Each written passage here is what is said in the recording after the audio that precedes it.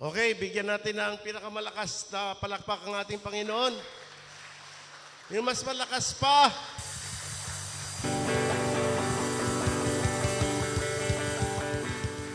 Okay, let's all stand up for the opening prayer.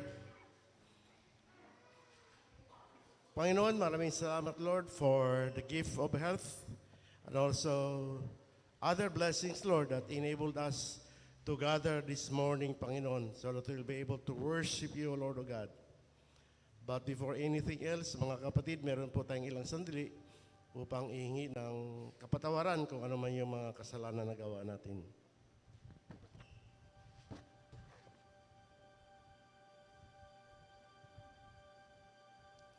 Panginoon, thank you for forgiving us our sins and cleanse us, Lord, of our unrighteousness, Panginoon. At salamat, Panginoon, because you have made us worthy to participate in this worship celebration, Panginoon. Panginoon, nilalapit po namin ang aming pastor, si Pastor Ronnie po, Panginoon. Maraming salamat po sa kanyang buhay, Panginoon, at sa kanyang ministry, Panginoon. And we pray, O Lord, that you will continue to use him mightily, Panginoon. At sa umagang ito, Panginoon, gamitin mo siya, Panginoon, upang magiging mouthpiece, Panginoon, ng iyong salita. And also, Lord, the channel of your bountiful blessings, Panginoon. And we pray, O Lord, O God, that the Holy Spirit, O Lord, O God, will grant us the wisdom and enable us, Lord, to understand clearly your word, O Lord, O God. And more importantly, Panginoon, the Holy Spirit will inspire us, Lord, not only to be hearers of your word, but more importantly, Lord, doers of your Lord, O God, O Lord, O God. And we pray, O Lord, that by putting into practice, Lord, whatever lessons that we will be learning this morning, Panginoon, we will be drawn closer to you, O Lord, O God. And we will be having a more meaningful and a more intimate relationship, O Lord, O God, that will lead us, O Lord, to spiritual growth, O Lord, O God, that is pleasing to your sight, and give you honor and glory, O Lord of God. At Panginoon, nilalapit po namin ang aming mga ministries, Panginoon. Ministries like Praise and Worship Team, the Dancing Ministry, and other ministries, Panginoon. Because, Lord, they will be serving you, O Lord of God, to the best of their abilities, O Lord of God, so that they will be able to give you honor and glory, O Lord of God, like never before. In Jesus' mighty name we pray. Amen. Ang ating pong scriptural reading for this morning is John chapter 14 and verse 27. Peace I leave with you, my peace I give you. I do not give to you as the world gives. Do not let your hearts be troubled, and do not be afraid. May God bless the reading of His word. Let us once more give our best clap of offerings to our God. We thank you, O Jesus, for your peace, for your love. You are the Alpha and Omega. We give you the highest praises, O Jesus. Praise you, O God.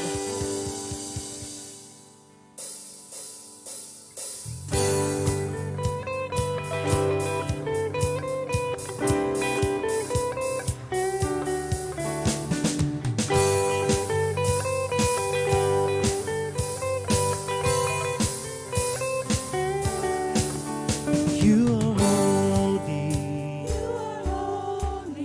You are mighty. You are worthy. Worthy of praise. I will follow. I will listen. I will love you all of my days. I will sing to and worship the King who is worthy. I will love and adore him. I will bow down before him. I will sing to and worship the King who is worthy. I will love and adore him. I will bow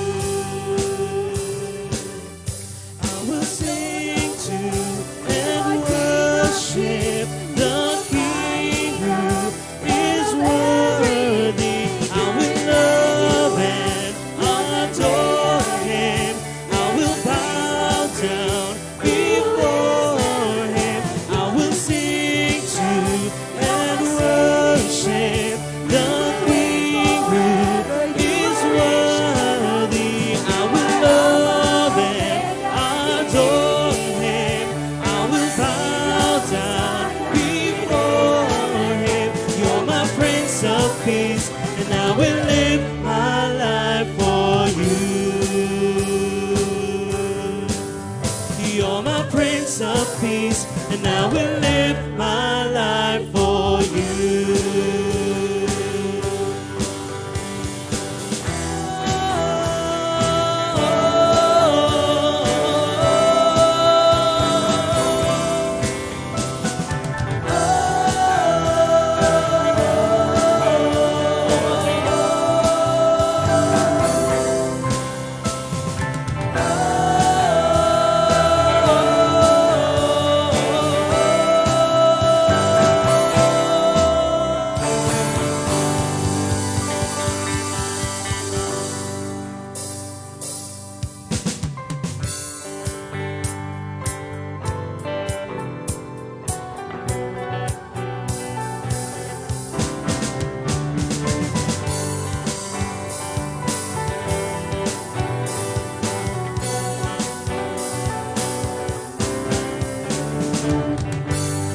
Ito ang araw na ginawa niyo, O Diyos. Ako'y magsasaya at pupurihin kita. Okay sarap na sumayaw at umawit sa inyo lagi. Itataas ang ngalan niyo, Jesus. Sa sayaw kalungkutan, anumang kinalalagyan, umulan, bumagyo, lumindol man, di na mapipigilan. Sinasamba kita, kayo lang at wala ng iba. Sinasamba kita, sinasamba kita, kayo lang at wala ng iba. Sinasamba kita.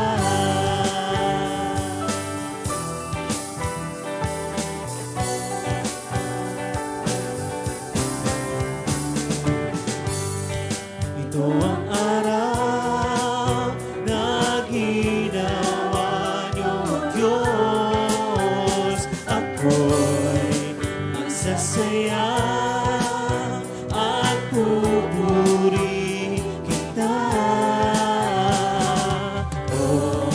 Okay sarap na sumayaw at umawit sa inyo lagi. Itataas ang ngalan niyo, Jesus.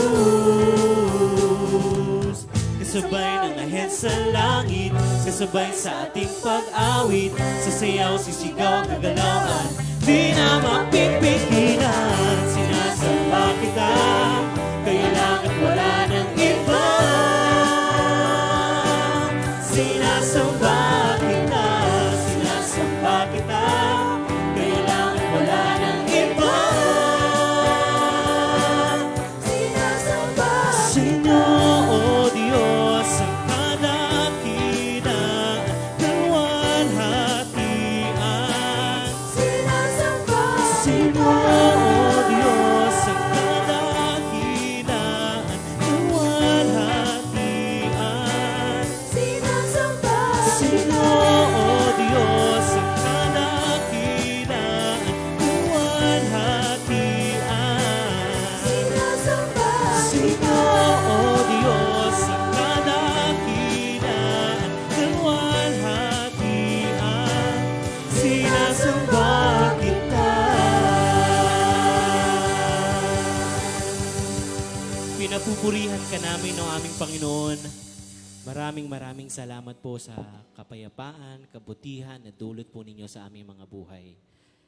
Lord, tunay nga po na kayo ang tanging karapat-dapat sa aming mga pag-awitan, papuri at pagsamba. Maraming salamat nga po, O Diyos, sapagkat hindi niyo po kami iniiwan, hindi niyo kami pinababayaan, Panginoon, sa anumang tahakin namin sa aming mga buhay. Patuloy po namin kayong nais maluwalhati, mapapurihan, higit po sa mga awiting ito, O Diyos. Purihin kayo, aming Ama.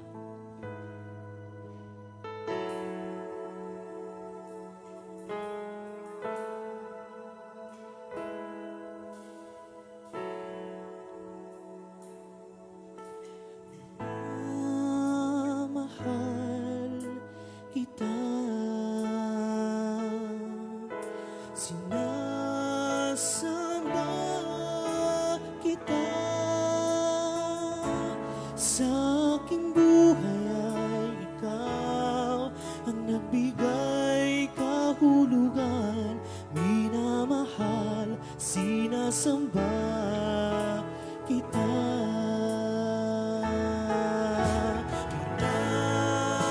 Minamahal kita. Sinasamba kita.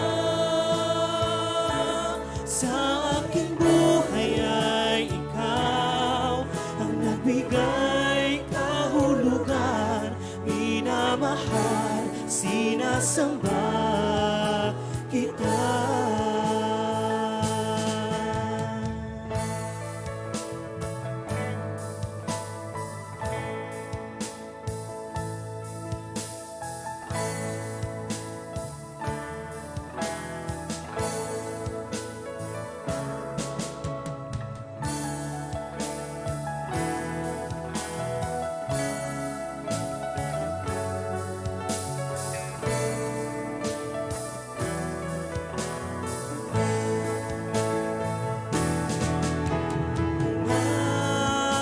Mahal kita.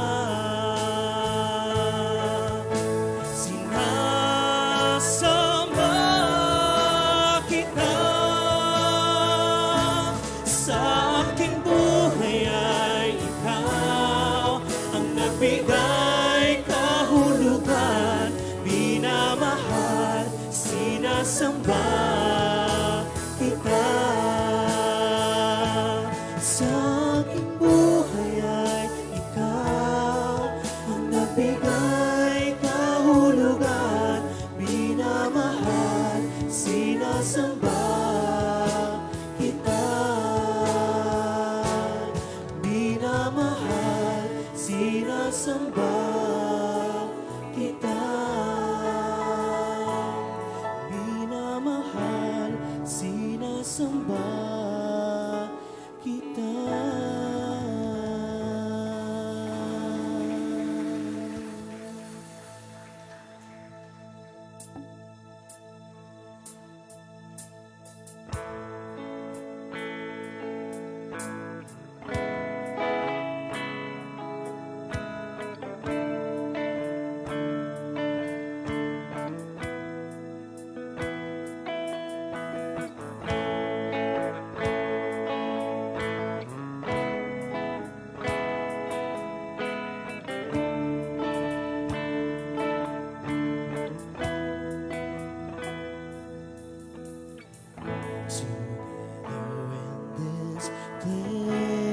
Of worship, your greatness we proclaim. We stand as one in giving you all glory and acclaim. To you our hearts are open. To you our hands we raise. Come take the place of honor in our lives.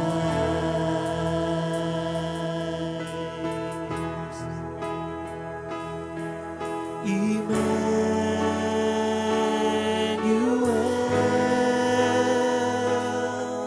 our God is with us. Prince of Peace, mighty one, the ever-living God.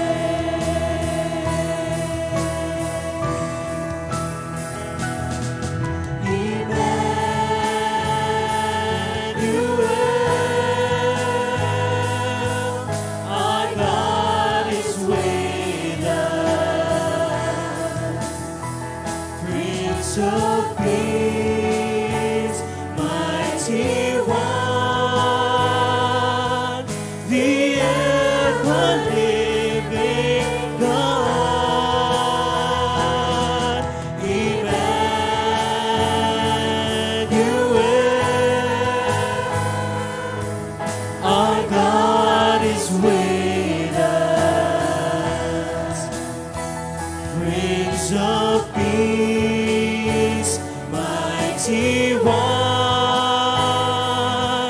the ever-living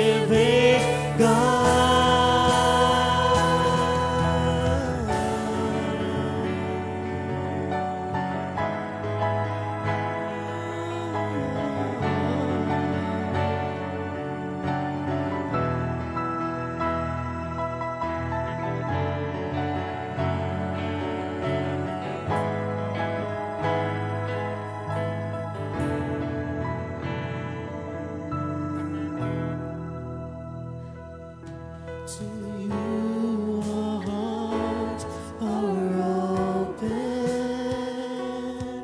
for you our hands we raise. Come take the place of honoring our lives.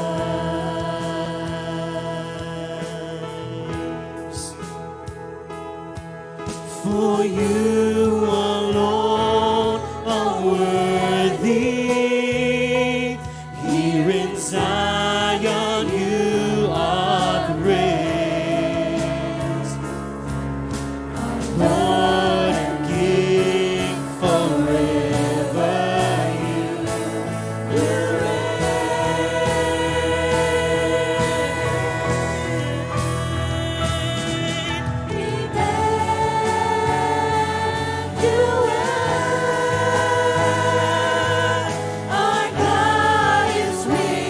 us.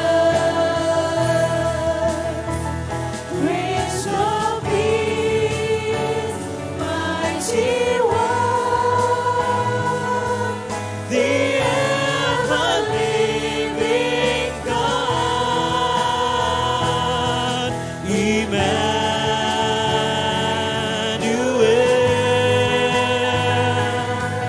Our God is with us. Prince of Peace, mighty one,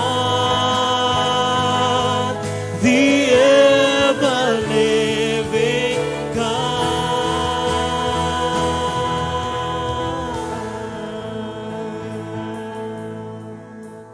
To you alone, our God, are all of our worship, all of our praises, Panginoon.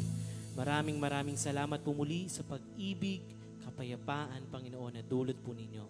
Patuloy po kayong mangusap sa amin sa pamamagitan ng inyong mga salita. Itinataas at dinadakila po namin kayo, O Diyos. Purihin ang inyong ngalan.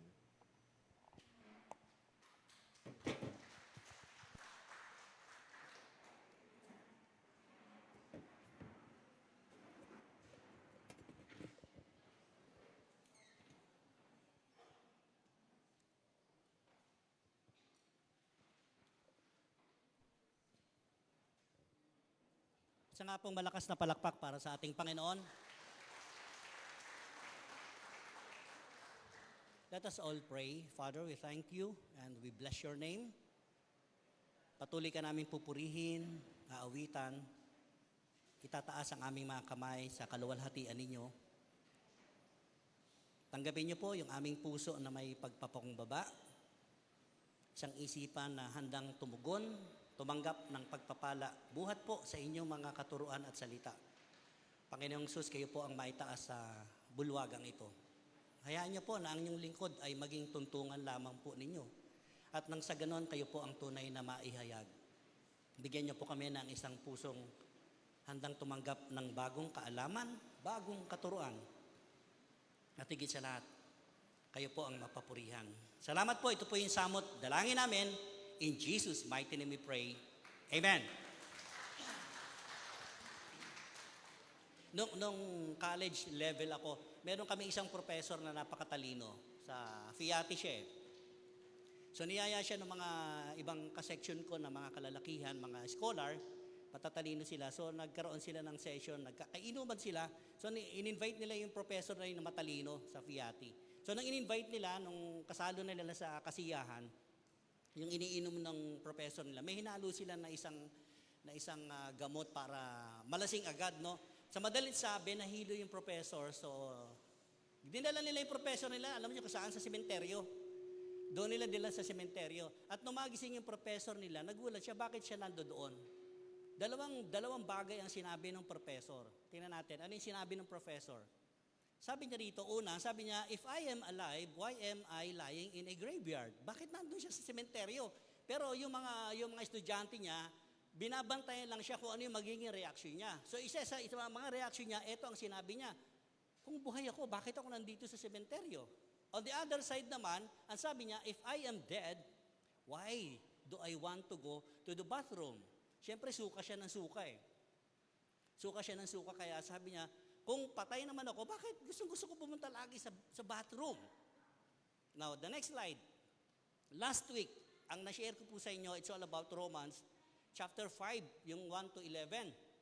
Ang sinasabi ron, yung standing natin sa harapan ng Diyos, it brings, sabi rito, with the joyful well-being. Well-being, sabi ko last week, yung well-being natin, hindi lang yung pagkatao mo, kundi yung kabuuan mula ulo hanggang paa. Sino ka sa harapan ni Kristo Jesus? Kaya conclude ni Paul, ang sabi niya sa verse 11, so now we can rejoice in our wonderful new relationship with God because our Lord Jesus Christ has made us friends of God.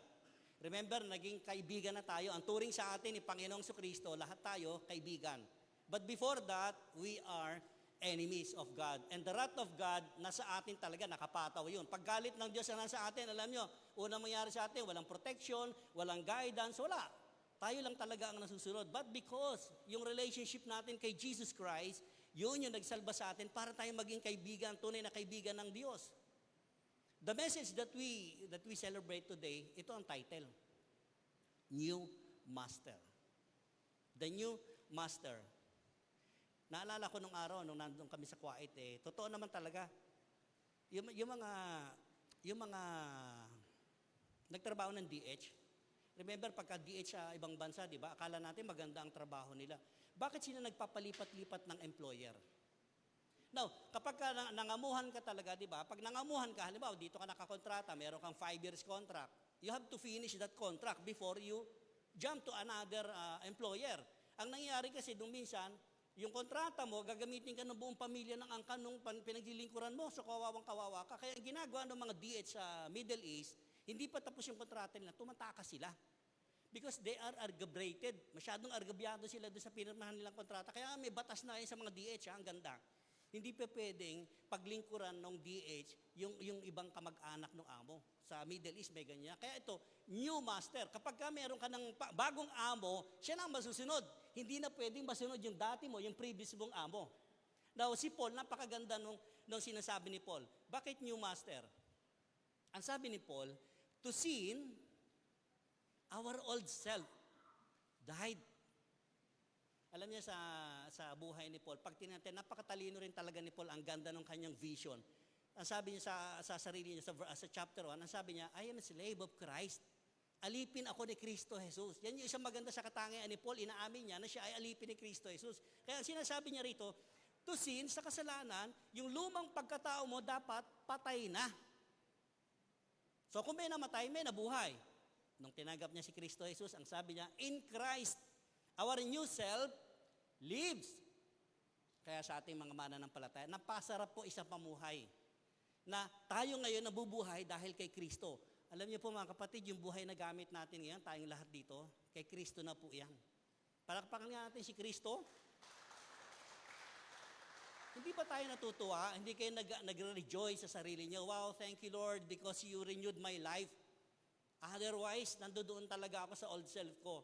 We have to put out something else sa buhay natin. Yung dating pagkatao natin, we have to put out, wear out. And then you have to wear new one na galing kay Kristo Jesus.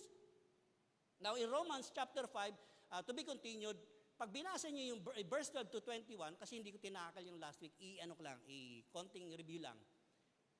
Si Adam po, nang ipinanganak, sin has come. Merong isang taong ipinanganak sa sanlibutan sa pangalan ni Adan, and then sin ang nakita ng Diyos kay Adan. Kaya yung sin na to, it caused to death. Pag tinignan yung illustration ko sa board, right? Adam, sin, and death. Kabayaran ng kasalanan, kamatayan. But there is another man named Christ. Kita niyo ang buti ng Panginoon. Kung merong isang Adan na nagkasala at lahat ng Idamis, kasama tayo doon, lahat tayo nahulog sa kasalanan. Ang kabayaran ng kasalanan natin, kabatayan. Pero gumawa pa rin ng paraan ng Panginoong Diyos Ama sa pamamagitan ni Kristo Jesus. At tayo ngayon nabubuhay sa righteousness and living in life na na-enjoy natin ngayon. Kaya sabi ni Paul, we have to rejoice. We can rejoice also. Because this life na meron ako, galing kay Kristo Jesus, hindi po galing sa atin. Sino pong makakapagpabago sa sarili niyang buhay? Di ba wala naman? Lahat po tayo, hindi natin kayang baguhin ang sarili natin. Now, to be continued, Romans 5:20, anong sinasabi? Sabi ni Paul, God's law was given so that all people could see how sinful they were. But as people sinned more and more, God's wonderful grace became more abundant.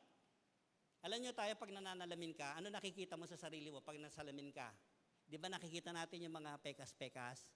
Right? Ako, ang dami ko na rin pekas. May mga butlig-butlig na ako rito.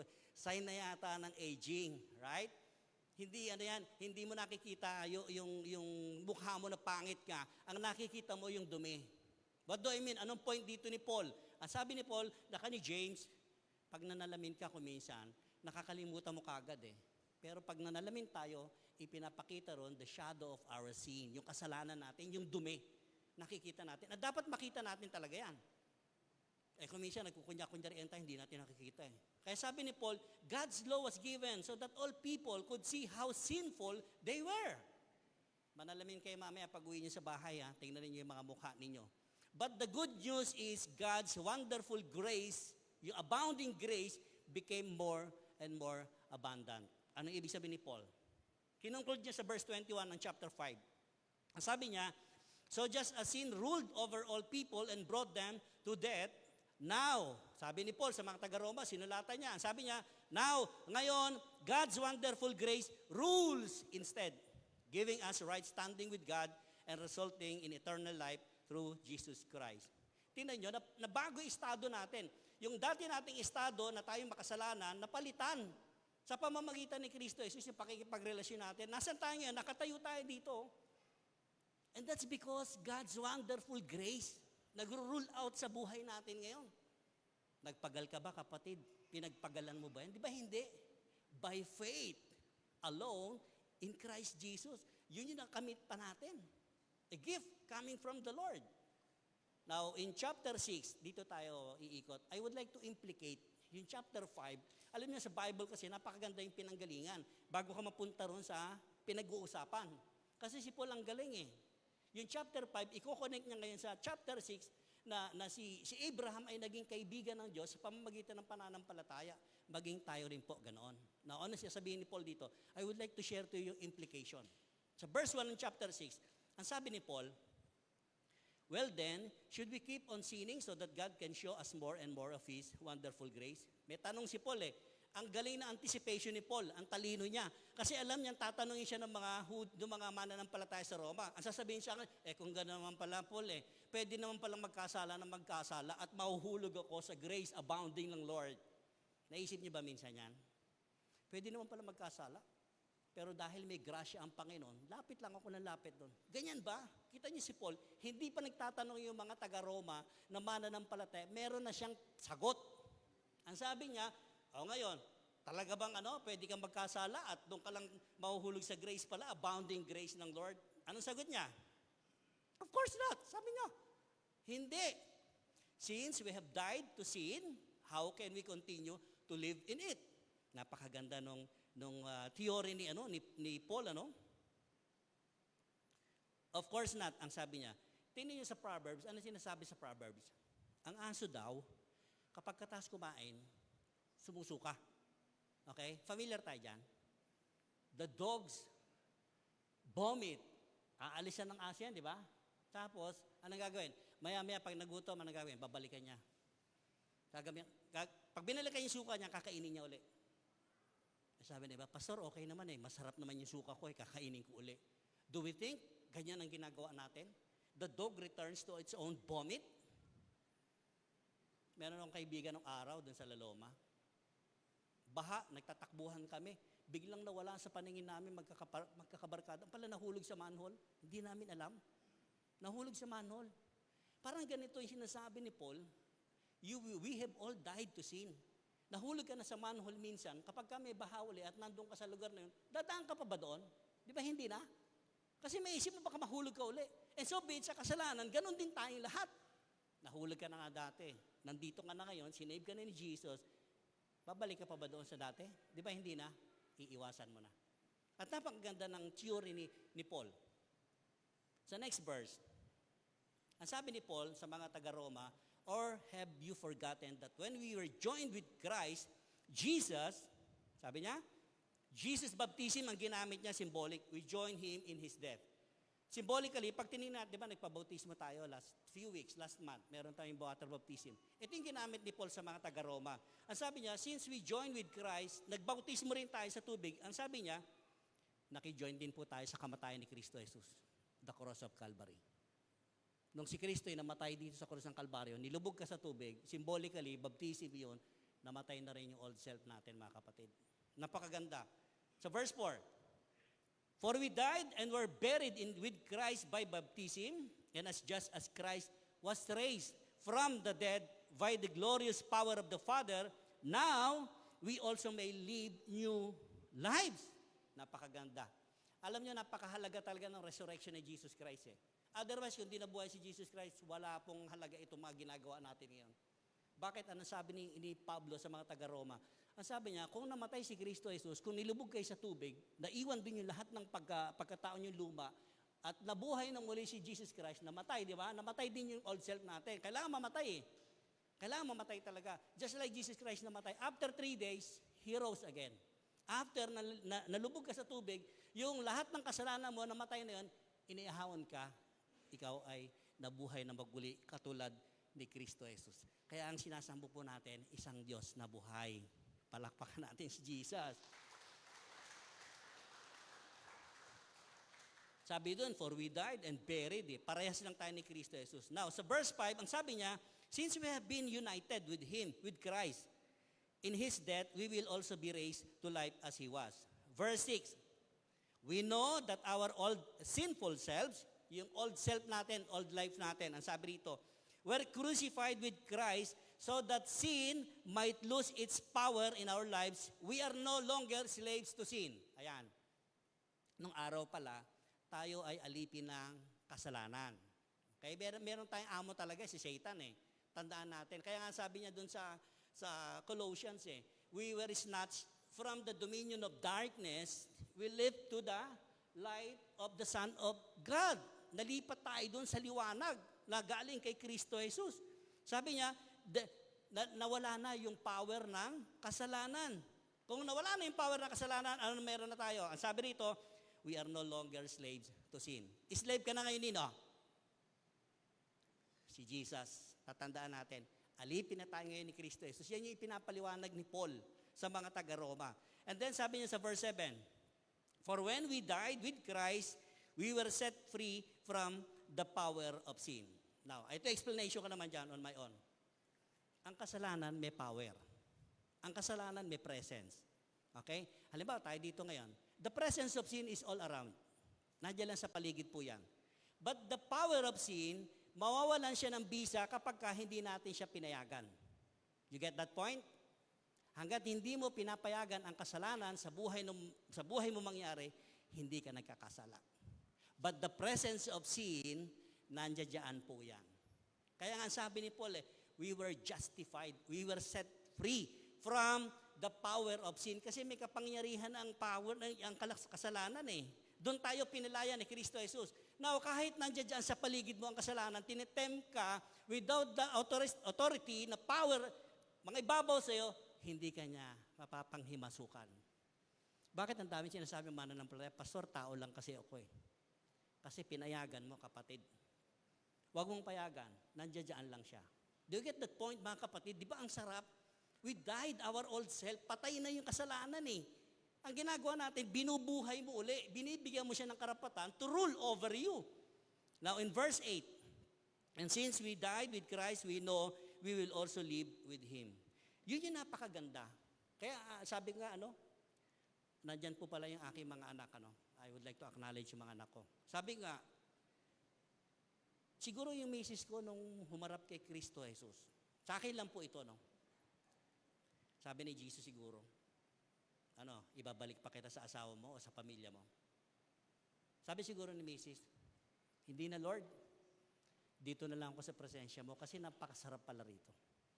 Palakpakan nga natin si Lord.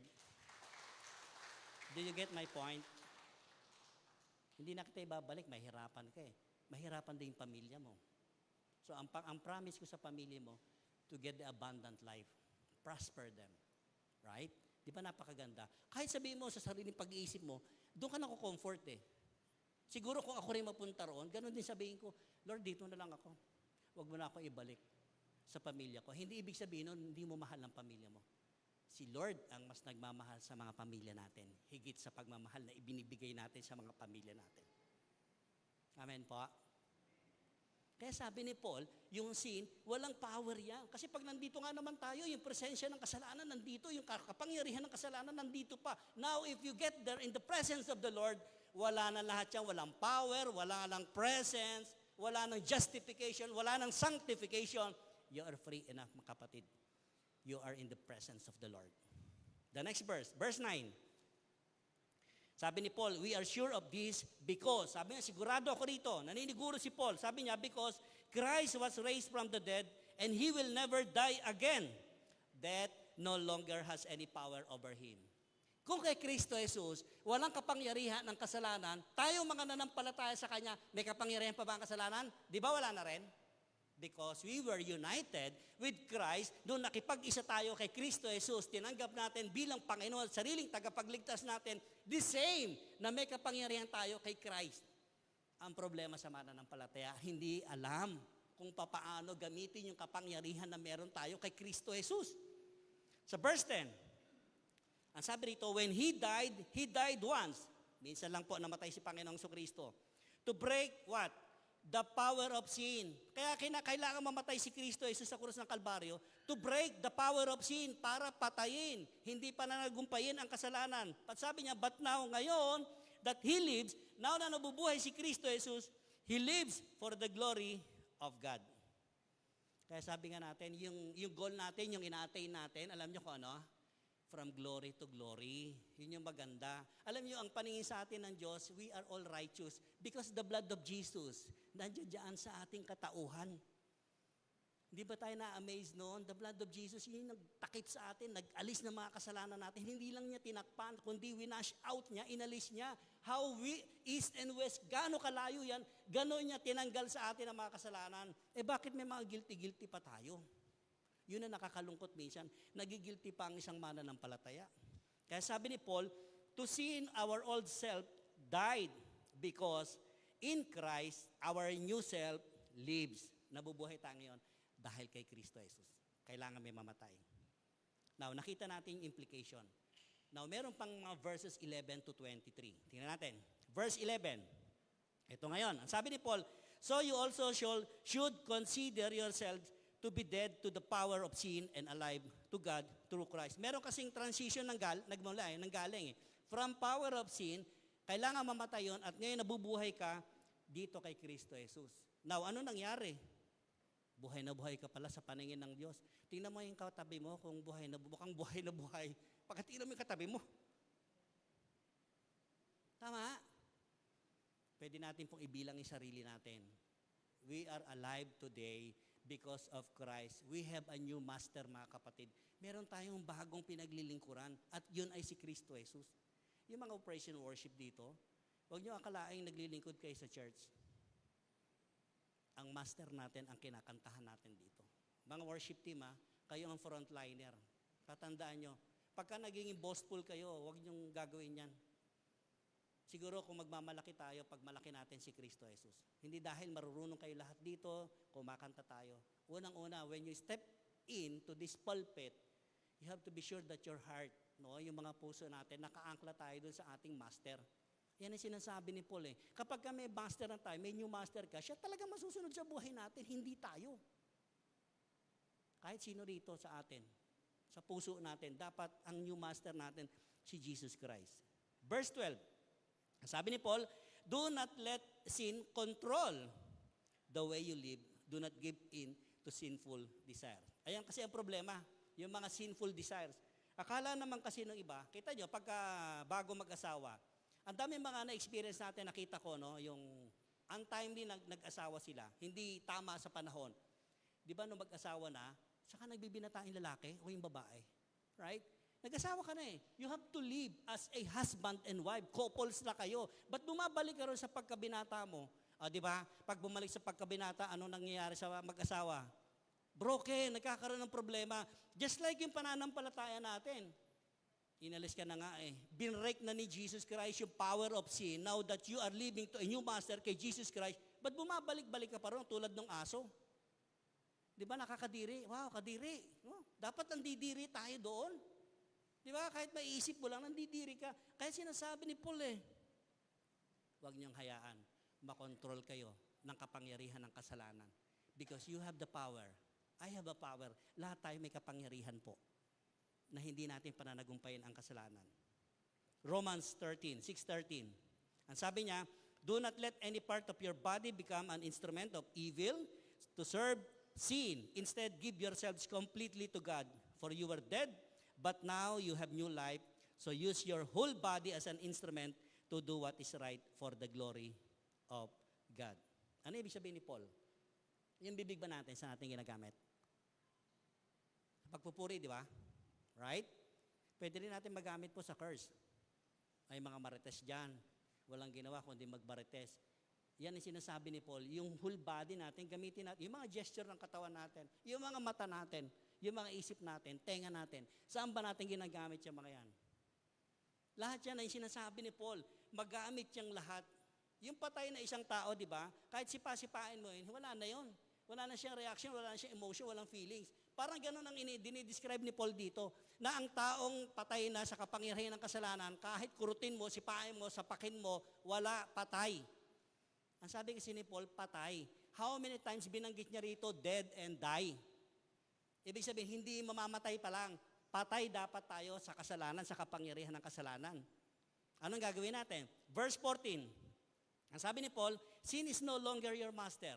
Yes. For you no longer live under the requirements of the law. Instead, you live under the freedom of God's grace. Kasi yung mga Hudyo noon, they were living on the law of Moses. No? Kung anong bawal, gagawin nila, may punishment, parusa, ganyan lang. Pero ang sabi ni Paul, now, pinalaya na kayo ni Kristo Jesus, dapat diyan kayo mamuhay sa God's grace, sa biyaya at kahabagan ng Lord. Verse 15, well then, ngayon, sabi ni Paul, since God's grace has set us free from the law, does that mean we can go on sinning? Again, inulit niya po, nangangahulugan ba na may kalayaan na naman tayo magkasala? Nasa grace ka na eh, abounding grace eh. Ang hirap kasi sa mga mananampalataya, ginagamit na lisensya yan. Ina-abuse tuloy, na-abuse. Ang sabi niya, of course not. Hindi yan ang ibig sabihin. Ano ibig sabihin ni Paul? Sa verse 16, don't you realize that you become the slave of whatever you choose to obey? Right. Tayong lahat, nahuhulog tayo sa pamimili. Nung araw, pinili na natin yung ganong buhay eh. Now, ang sabi ni Paul, you can be slave to sin. Yes, which leads to death. Sige, mamuhay ka sa kasalanan na yan. Tama? Pero asahan mo, kamatayan ang patutunguhan mo. But sabi niya rito, you can be a slave to sin, which leads to death, or you can choose to obey God, which leads to righteous living. Alam niyo, tayong mga mananampalataya, sinasalamin talaga ang buhay natin. Yung mga kapitbahay natin, yung mga nakakita sa atin, sinasalamin nila. Wala naman silang inaantay sa atin kundi kamalian natin. Tingnan niyo, wala silang binabantayan sa atin pagka nagkamali tayo, nagkasala tayo. Ayan, born again ba yan? Wala silang binabantayan sa atin kundi magkamali. Hindi nila makita. But when we choose to obey God, ang sabi rito, it will lead to righteous living. Verse 17, thank God, sabi ni Paul, salamat sa Diyos. Ano pagkasabi niya? Once you were slaves of sin, but now you wholeheartedly obey this teaching we have given you. The gospel, ang sinasabi ni Paul. Verse 19b, sabi niya, yung nakaraan, previously, you let yourselves be slaves to impurity and lawlessness, which led ever deeper into sin. Sabi niya ngayon, now you must give yourselves to be slaves to righteous living so that you will become holy. Paano ba nagiging holy ang tao? Yung ating pananampalataya lang kay Kristo Jesus, that we became like Christ. Paano ba yung Christ-like? Diba? Giver ka. Dati, mapagmura ka. Expression mo, di ba? Naalala ko nung araw, may kaibigan ako, kapag ka New Year's resolution niya, palamura siya eh. Sinasapak niya yung bunganga niya hanggang sa magdugo yun, no? Dudugo. New Year's resolution yun talaga, sapakin niya, diduguan. Ang sabi ng nanay, anong nangyari siya? Nagpag-away ba? Hindi ho na New Year's resolution kayo, para hindi na ako magbura. February na naman, wala na naman yung mag-aanong gusto niya, mura na naman na mura. Walang nangyari, ganun at ganun lang din. So, bali wala lang din. Ang sabi rito sa verse 20, when you were slaves to sin, you are free from the obligation to do right. Mga kapatid, kahit anong gawin natin, pagbabago sa sarili natin, babalik at babalik ka rin sa dating buhay mo. You will never ever change unless you receive Jesus Christ as Lord and Savior. Anong resulta? Sabi ni Paul sa 21. And what was the result? You are now ashamed of the things you used to do, things that end in eternal doom. Yun po ang resulta. Kapag ka nanatili tayo sa kapangyarihan ng kasalanan na mamuhay tayo doon, eto, eternal doom ang sabi ni Paul. Tayo na ang pinakakawawa. Verse 22, but now, you are free from the power of sin. Ngayon, ang sinasabi ni Paul, yung ngayon. Hindi naman lahat ng tao sabay-sabay tumanggap kay Kristo Jesus eh. Sa panahon natin, marami pa mga tao hindi pa kinikilala si Jesus Christ. So nakaabang pa lang yung biyaya at kahabagan ng Panginoon sa kanila. But now, tayo mga tumanggap na, eto na tayo. Ano sabi ni Paul? You are free from the power of sin and have become slaves of God. Yes, slave na tayo ni Jesus. Now, you do those things that lead to holiness and result in eternal life. Pastor, hindi na po ako nagdo-drugs. Praise God. Ganda, no? Pastor, hindi na po ako naninigarilyo. Pastor, hindi na po ako umiinom. Pastor, hindi na po ako nambababae. Nung araw, nung kabataan ko, siyempre may mga nililigawan ka eh. Marami din naman ako niligawan eh. Niligawan ko yung isa, ang sabi niya, manigarilyo ka, mas pogi ka pag nagyoyosi ka eh. Nanigarilyo naman ako. No? Regarilyo ka, sigarilyo ka. Sabi nung girlfriend mo eh, pogi daw ako pag nanigarilyo naman ako. Di nag-break na kami, nanligaw na naman ako. Ang sabi naman ng babae, huwag ka maninigarilyo, hindi ka pogi. O, hindi naman ako naninigarilyo. So, ano nangyari? Puro ganun at ganun lang din ang buhay natin. Ibig sabihin, yung mga ganyang bagay, ang sabi ni Paul, you are free from that power of sin. Ililibre ka ng Panginoon, libre, walang bayad. Wala tayong pagpapagal. And because that power of sin, makapangyarihan din po ang kasalanan. Huwag natin i-underestimate. Makapangyarihan din po siya. Kaya lamang po, nagkakaroon siya ng kapangyarihan kapag pinayagan natin siya sa sarili natin. Kaya wala makakapagsabi sa atin, pastor, kasi siya, tinukso niya ako eh. Para si Eva, no? Kasi yung lalaking binigay niya sa akin eh. Right? Nagturuan sila. Ikaw, kapatid, ikaw mismo ang may kasalanan niyan, hindi yung kapwa mo. Kaya sabi sa verse 23, last verse po, for the wages of sin, very familiar tayo dito. For the wages of sin is death, but the free gift of God is eternal life through Christ, Jesus Christ. Sinless. We will get never sinless. Okay, tingnan niyo na sa board. Sinless. Maaring nababawasan yung kasalanan natin. Right? Sa bawat pag-obey natin kay Jesus, nababawasan po ang kasalanan natin.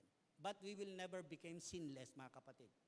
We don't have to sin every day. Hindi natin kailangan magkasala araw-araw. We can now avoid and reject it because the power of sin will no longer our master. Palakpakan natin si Jesus. Tama po, very simple ang sinabi ni Paul. Siguro kahit pag-uwi niyo mamaya, basahin niyo po itong chapter 6. Napakaganda po and very simple yung sinasabi ni Paul. Dati na tayo nanggaling doon.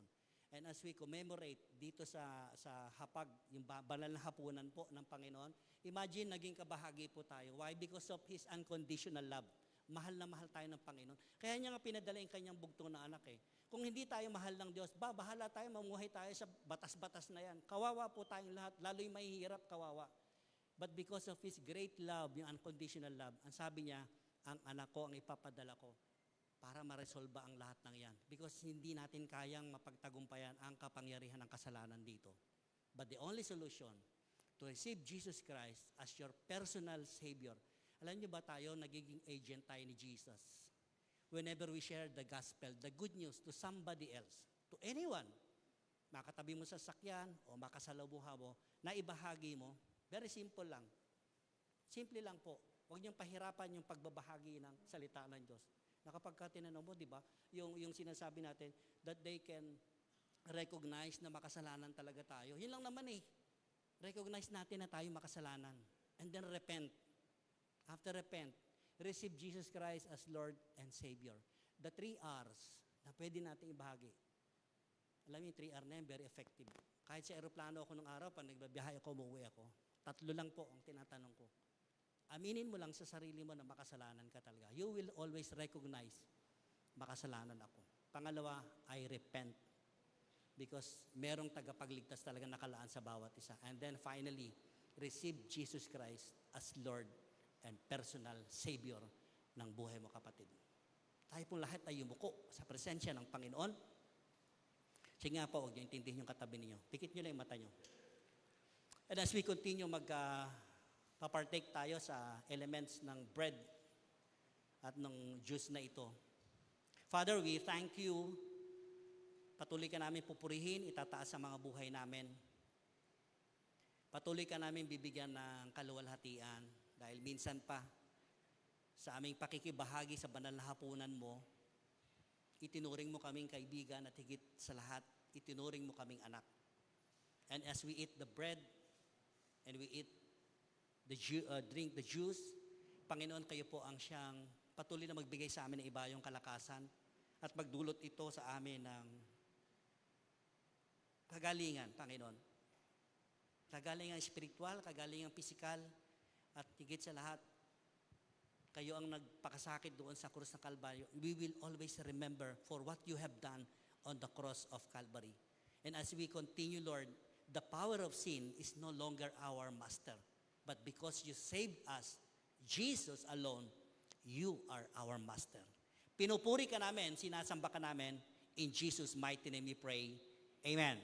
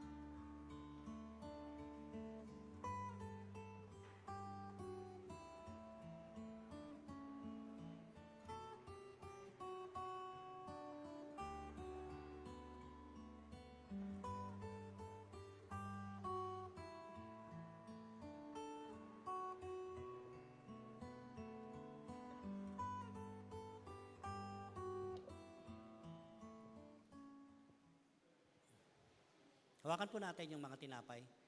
On the night before Jesus was betrayed, He took the bread, He gave thanks, and He broke it, and He gave to His disciple, and He said, "This bread is my body, which is broken for you. Whenever you eat this bread, in remembrance of me." Let us all partake.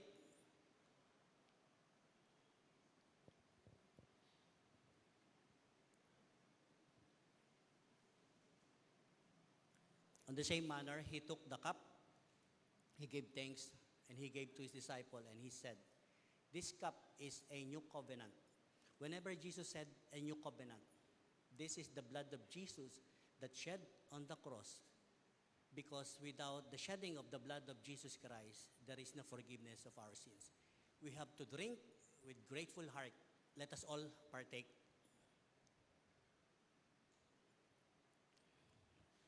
Amang Banal, maraming salamat po sa aming pagtunghay sa tinapay at sa kopang ito. Nagpapatunay na kayo, O Diyos, ang nagpakasakit, namatay sa krus ng Kalbaryo. At kung wala ng pagbububo ng dugo, wala pong kapatawaran na aming mga kasalanan. At sa tuwing kumakain kami ng tinapay, umiinom sa sarong ito, ipinapahayag namin lagi ang inyong kamatayan at ang inyong muling pagkabuhay. At yan po yung napakalaking pag-asa sa amin, that we have a resurrected Christ Jesus. Dawa po magdulot sa amin ng iba yung kalakasan, pisikal, iba yung kagalingan, spiritual, at higit sa lahat, ang esensya ng cup na ipinagkaloob mo sa amin, yung buhay na walang hanggan. Ito po yung samot dalangin namin, punong-puno ng pag-asa sa matamis na pangalan ng aming Panginoong Kristo. Amen.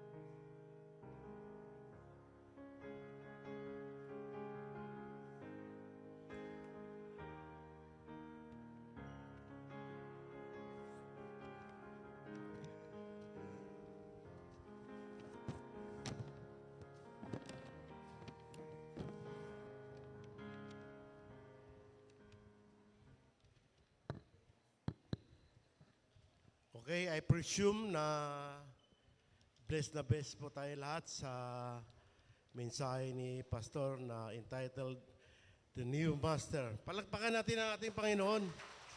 Yung mas malakas pa na palakpak.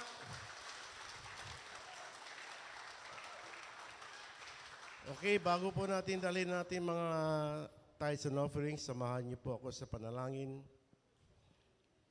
Panginoon, unworthy as we are, Lord, you have remained very faithful, Lord, in providing us with our needs, as well as our jobs, our professions, Panginoon, our businesses, Panginoon, na naging source po ito, Panginoon, ng aming tithes and offerings. And we pray, O Lord, that we continue to guide us, Lord, to use these tithes and offerings, not only for the day-to-day operations of the church, but also, Lord, for ministries, Panginoon, katulad po ng sambahay at kaloob po, Panginoon, na ginamit po namin ito, Panginoon, as avenue, Panginoon, to reach out, Lord, to those who have not known you and accepted you as their Lord and Savior, O Lord, O God. Panginoon, we pray with thanksgiving. In Jesus' name we pray. Amen.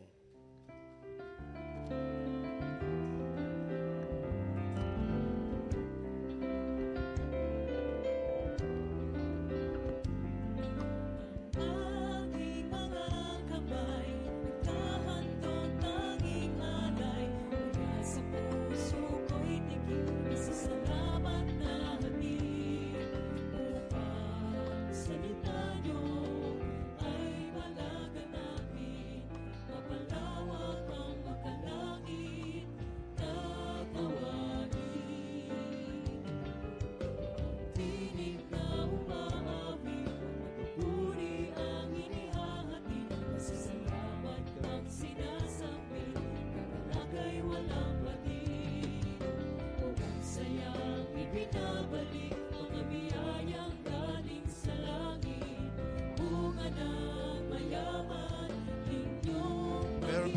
announcements, no? First is meron pong youth fellowship every Saturday at 4 p.m. At meron ding, kung merong youth fellowship, meron ding men's fellowship, no? Every Saturday at 9 a.m. And of course, ayaw rin talo ang mga women's. Meron ding women's devotion, no? That is every Wednesday at 5 p.m. So ang everybody's worship po natin is tuwing Wednesday at 7:30 p.m.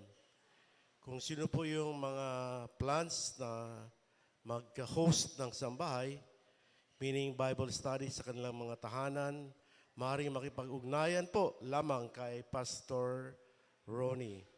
Men's and Women's Fellowship video presentation.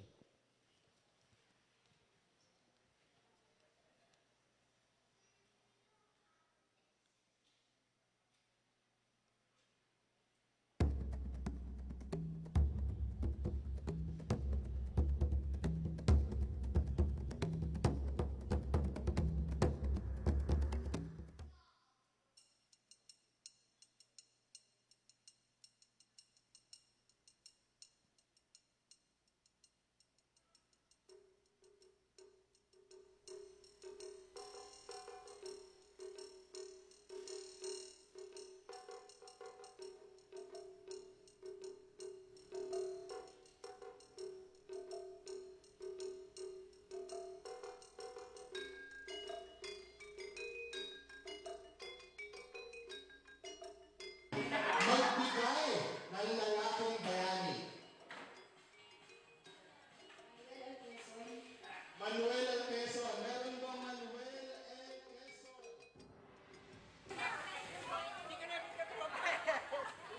Matatanggal kami.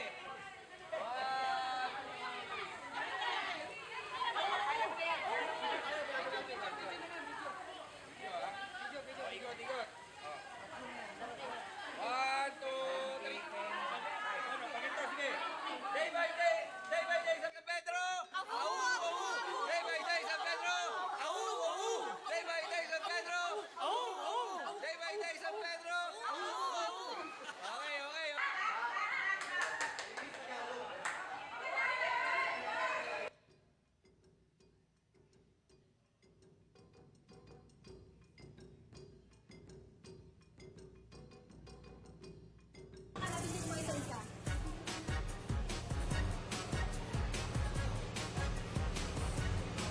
Okay.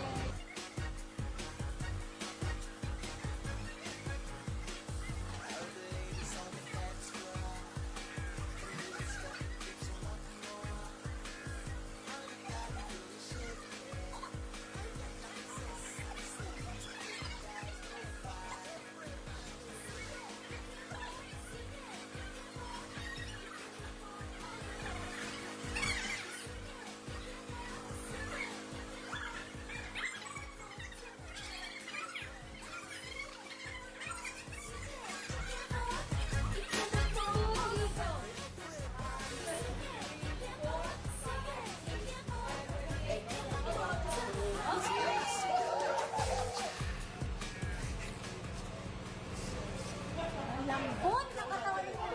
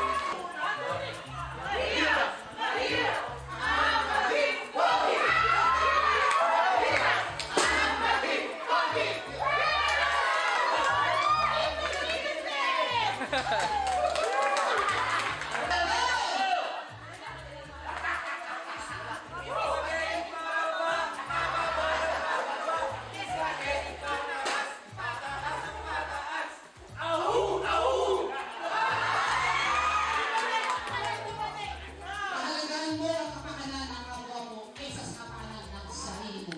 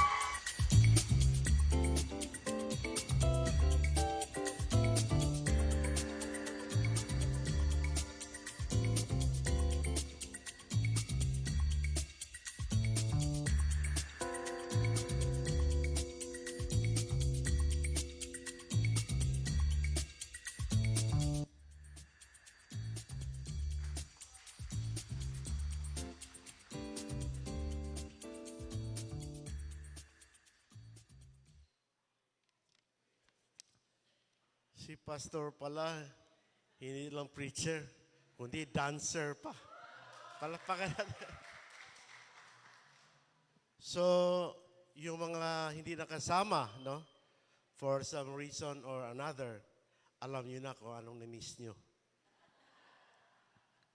So, meron po tayong mga birthday celebrants for the month of May, no? Sa May 1 po, sinelebrate po ito ng buong bansa, no? May 1. Labor's Day. Birthday din po ni Nora Espirito.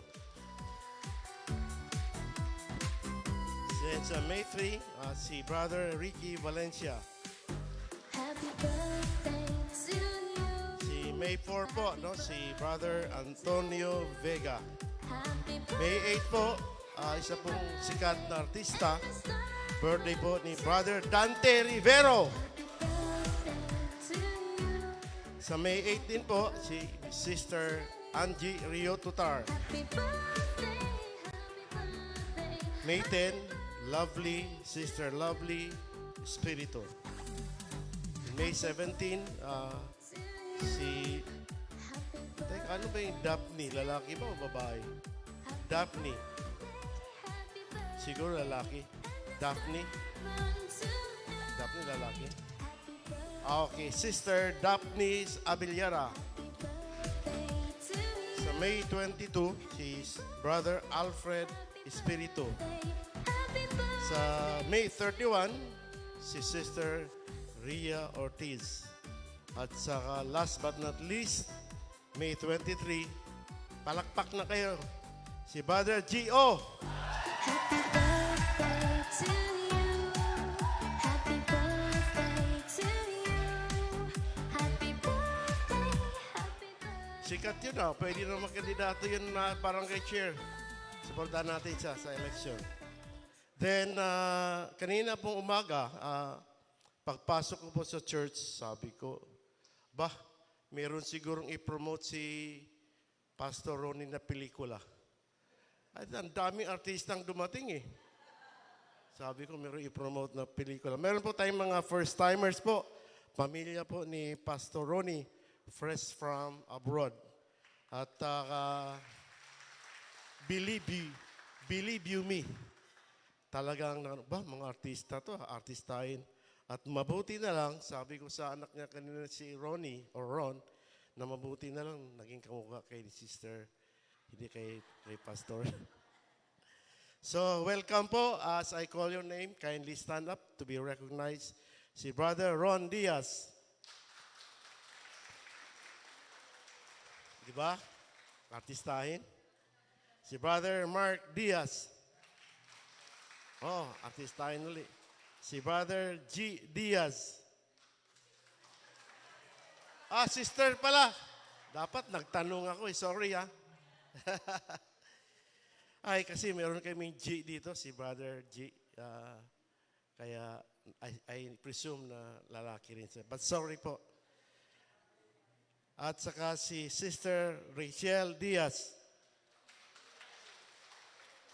Then, si Brother Ro Diaz. Ay, salamat lalaki. Then, meron po pang isa, si Marie Astillero from Qatar. Welcome po. So, gamitin din ng pagkakataon ng mga anak po ni Pastor para magpasalamat, especially nung paano natin na tulungan ang Diaz family during na, sabi nga ni Pastor, narinig ko niya, sabi niya, Kuya Bing, dito yung lugar sa pinaka-traumatic na experience ko doon po sa Philippine Heart Center. At magpapasalamat po ang Diaz family through Ron Diaz and Mark Diaz. Tinatawagan ko po, please.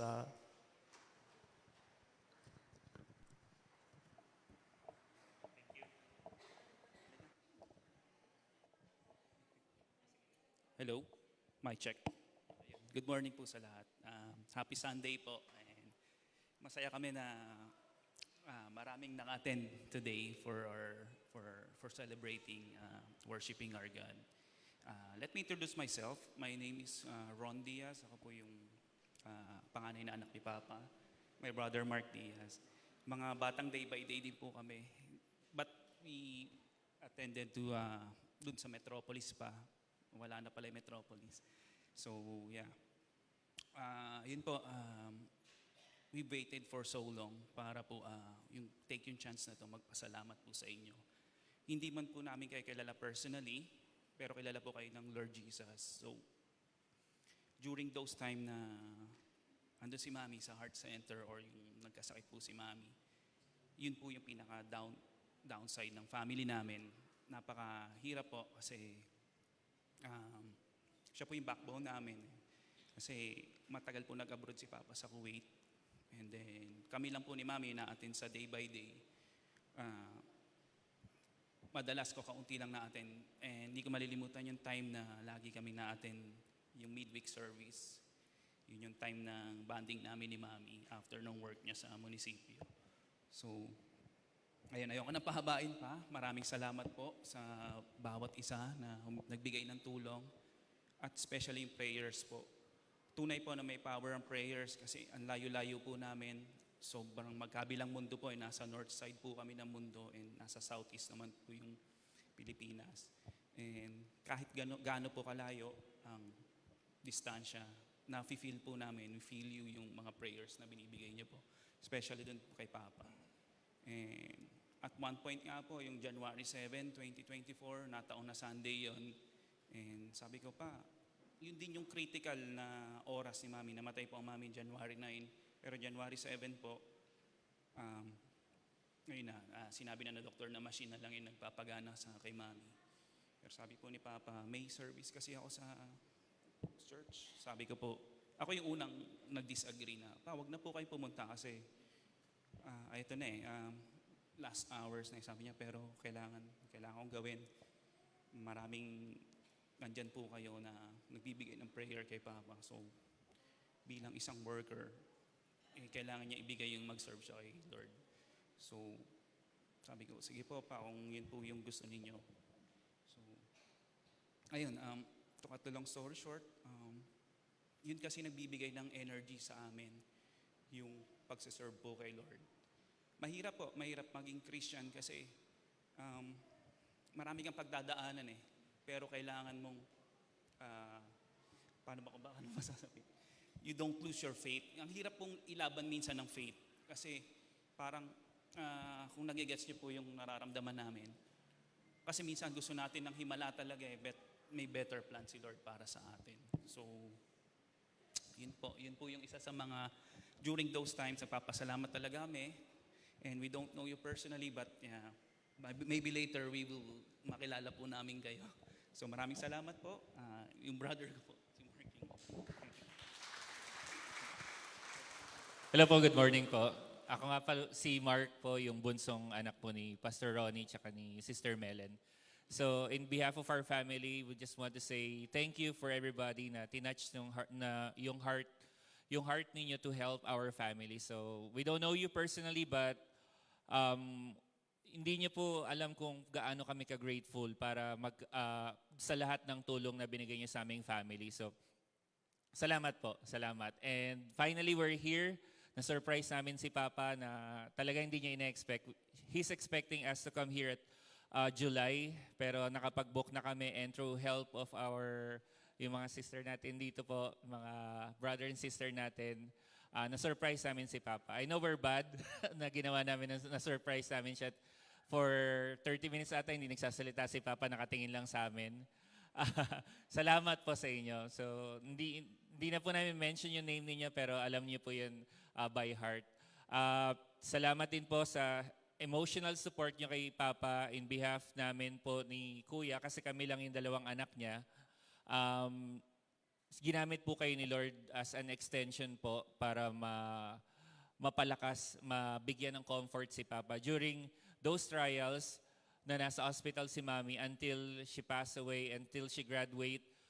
Andiyan pa rin po kayo para sa kanya. Salamat po. Ayaw na po namin umiyak kasi marami ng tears ang nawala sa amin, pero at peace na kami na alam namin si Mami ay nasa piling na ni Lord, at alam namin na ginawa naman ni Mami lahat at ginawa rin namin lahat para kay Mami. And sabi nga namin, inatake na siya 2013 at yun nga, nag-pass away na siya this year. So siguro yun lang talaga yung binigay ni Lord sa kanya. And nagpapasalamat kami kay Lord kasi talagang binigyan niya kami ng strength and comfort. May mga times na talagang we're down emotionally, mentally, talagang parang di na kami makapag-usap sa bawat isa, but through the help of Christ, our Lord and Savior, binigyan niya talaga kami ng comfort and strength, especially yung core ng family namin. Nawala yung backbone man namin, pero andyan pa rin si Papa. At yun lang, salamat sa inyong lahat, at may reminder lang kami sa bawat anak na nandyan. Cherish every moment na kasama niyo pa yung family niyo, yung mother niyo. Kasi kami, nasa abroad kami, ang hirap makauwi, ang daming hindrances, ang daming mga bagay na sumagabal, makauwi kami. So yun lang sa amin as a children or mga anak na nandirito. Cherish every moment. Kung hanggat maaari, sabihin niyo sa magulang niyo, sa nanay, tatay niyo, I love you, I miss you. Corny man sa pandinig, pero alam natin sa mga magulang natin, talagang nakaka-touch talaga yon. So, wag na natin hintayin dumating pa yung nasa ospital sila at hindi na natin sila nakakausap bago pa natin sabihin, patawad po, patawad po, mahal na mahal po namin kayo. Hanggat mayayakap nyo sila, yakapin nyo sila. So, yun lang po. Salamat. Salamat sa Day by Day San Pedro family po. God bless po sa lahat po.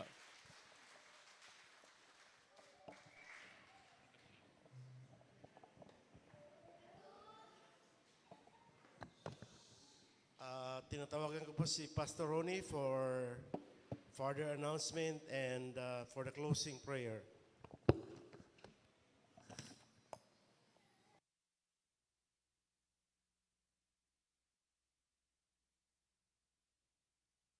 On? Isang malakas na palakpak po. Sige po.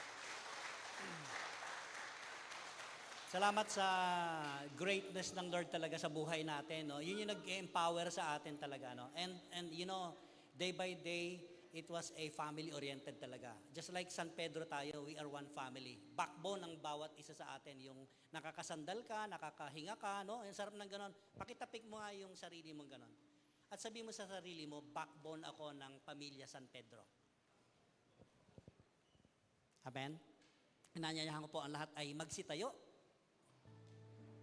Loobin mong buhay ko'y maging banal mong tahanan. Luklukan ng iyong wagas na pagsinta. Daluyan ng lang hanggang mga papurit pagsamba. Maghari ka, O Diyos, ngayon at kailanman.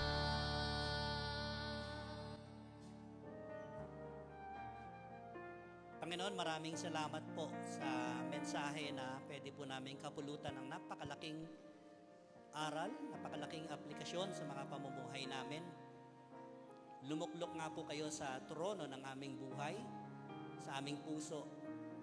Nang sa ganoon, Panginoon, ay maisapamuhay namin yung tunay na kahalagahan. Ano po ba talaga yung kalooban nyo para sa amin? At salamat din po dahil sa inyong kamatayan sa krus ng Kalbaryo. Pinawi mo ang agam-agam namin na kami nagtagumpay din katulad mo. The power of sin is no longer in us at kami slaves mo, Panginoong Jesus. Salamat po, magdulot po sa amin to ng iba yung kalakasan, iba yung kagalingan sa aming espiritualidad. At higit sa lahat, dalangin ko po sa aking mga kapatid na may mga karamdaman sa banig. I pray na patuloy niyo po silang bigyan ng lunas, kagalingan, paghipo ng inyong mapagpalang kamay.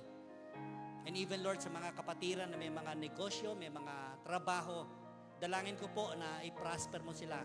I-meet mo yung kanilang mga pangangailangan according to your riches in glory, Christ Jesus. Apart from you, Lord, wala po kaming kayang makamtan sa buhay namin. Pero salamat po dahil sa biyaya at kahabagan ninyo, Lord, nagkamit kami ng isang tunay na anak ng Diyos na anumang meron ang aming Panginoong Kristo, meron din po kami. Kaya sa bulwagang ito, aking itinatalaga ang aking mga kapatid sa pananampalataya. Ang pag-ibig na nanggaling sa Diyos Ama tungo sa kanyang bugtong na anak na aming personal Savior, ang pag-ibig, kagalakan, kapayapaan, at ang pakikipisan ng banal na Espiritu ay patuloy na maranasan ninyo. Binibendisyonan ko kayo mga kapatid sa isang linggong muli. Sa paghayo ninyo, samahan kayo ng banal na Espiritu, ang siyang nagbibigay ng kaaliwan. Ito po yung samot, dalangin namin, punong-puno ng katagumpayan. In Jesus' mighty name we pray. Amen.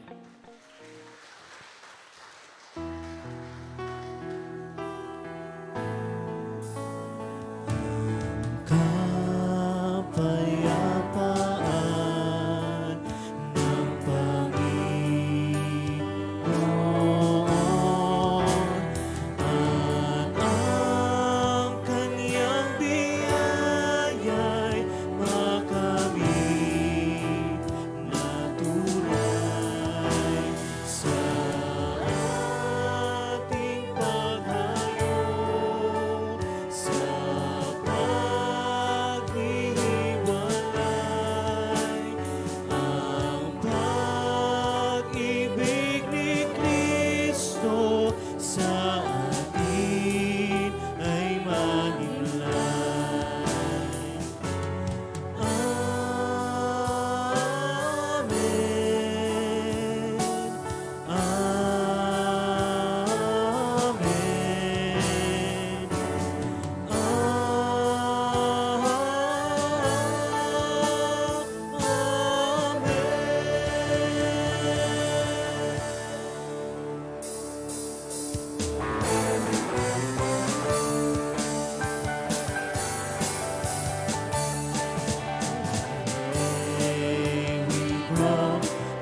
Forgiving day by day by day. We are more accepting day by day.